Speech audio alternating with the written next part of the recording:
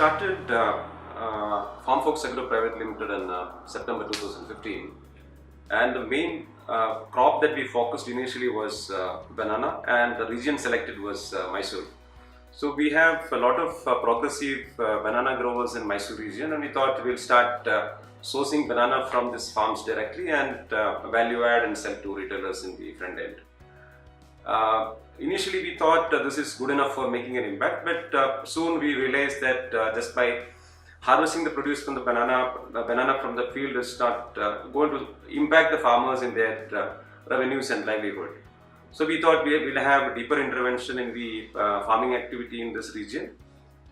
We started supplying inputs to them, and we prepared the package of practices for managing the crop so that we get the right produce from the field. Soon after that, we realized there has to be some kind of a technological intervention for helping the farmers in understanding the package of practices well, and also to guide them in aligning with the package of practices.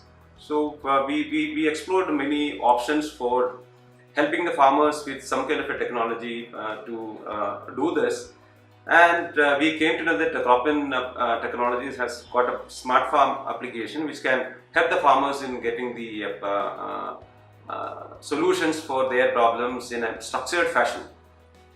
So what we have done is we aligned with the CropIn.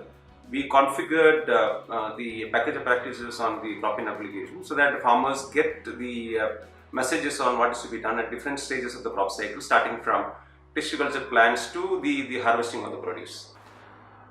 Initially, we did a baseline survey of what the farmers are doing on their field, and we came to understand that they are spending more money than required on the inputs that they apply on the field.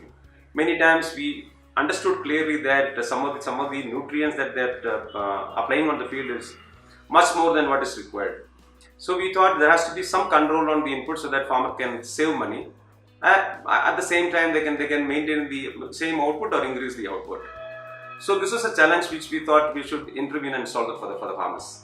As I said, the main challenge was on the optimizing the input application on the field, and the time of application of each input on the field so that he gets the maximum benefit out of the particular input in terms of the total output which comes from the field.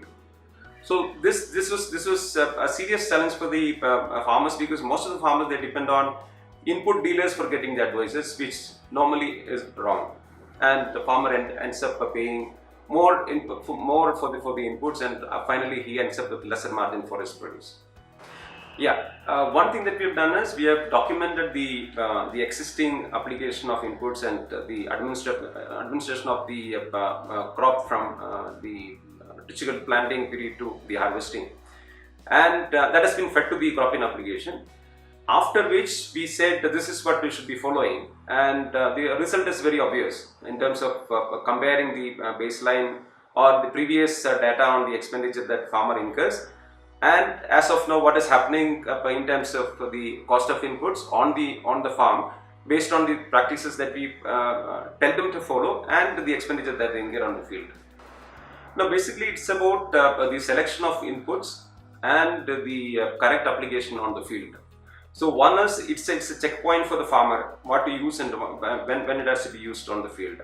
Second, it is also a checkpoint for the field executive so that he can monitor what is happening on the field, document on the CropIn application so that it becomes a data points for others to see and understand whether it is in compliance with what we talk about. Now CropIn gives 100% traceability of the farm and the farmer, and we are building the traceability till the customer end.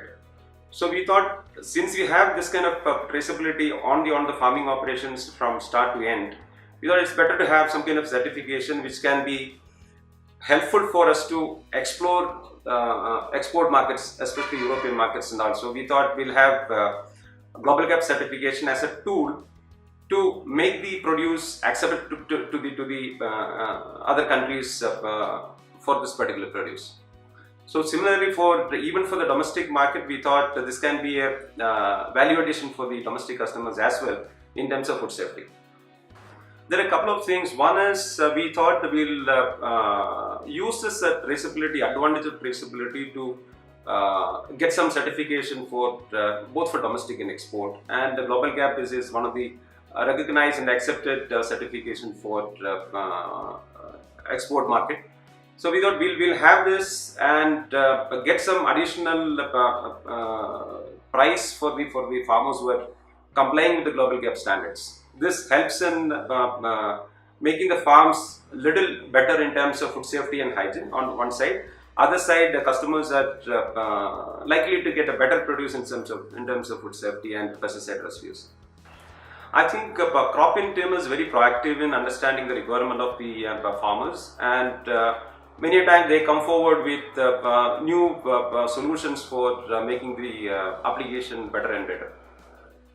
Now, one is the expectation on this particular application. I think it's perfectly getting delivered by the CropIn team and its application.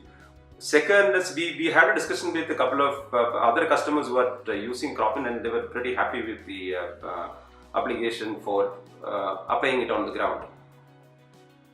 Sure, in fact, even internally what we have decided is having seen success in banana intervention, we thought we'll take this to other crops such as carrots, exotic vegetables, and even pineapple. We are already talking to farmers, forming farmer groups for the implementation of a Global Gap with the help of CropIn application as the backbone for making sure that they comply with the Global Gap standards.